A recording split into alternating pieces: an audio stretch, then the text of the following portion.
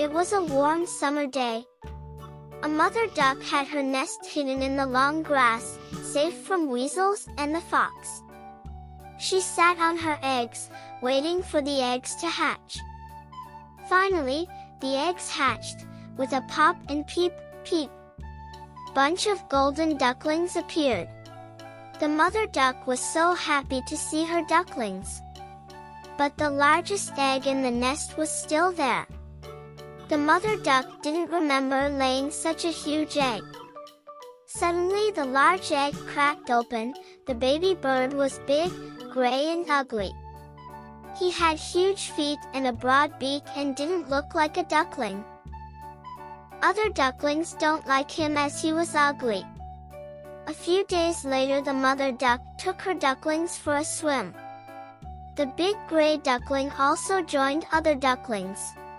After a great swim, the duck family walked with slow steps, on their into the yard. As the gray duckling entered the yard, all the birds started talking about him. Every day he was pecked and pushed by ducks and even by the chickens.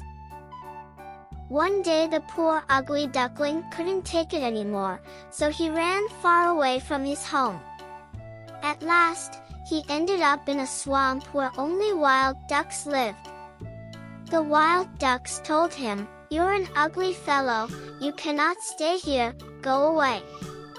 The duckling moved away from those ducks. The poor duckling felt very lonely. He didn't even move from that place. As it was winter, the water was so cold, and he got stuck in the swamp as it froze. In the morning a farmer who came that way rescued the duckling and took him to his house. But the duckling was terrified. He fluttered into the milk vessel and splashed it all over the room. The farmer's wife got furious and chased him out into cold. The duckling went back to the swamp. He spent a long and lonely winter, struggling to survive.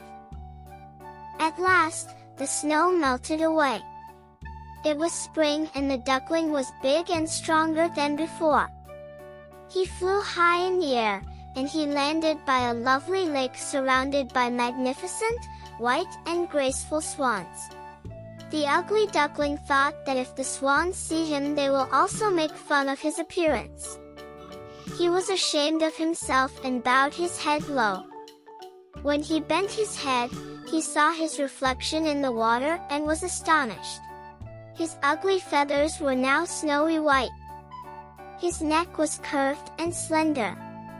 He had grown into a swan. The other swans came towards him and stroked him with their beaks. Nearby children shouted with joy at the sight of him and threw him some bread crumbs.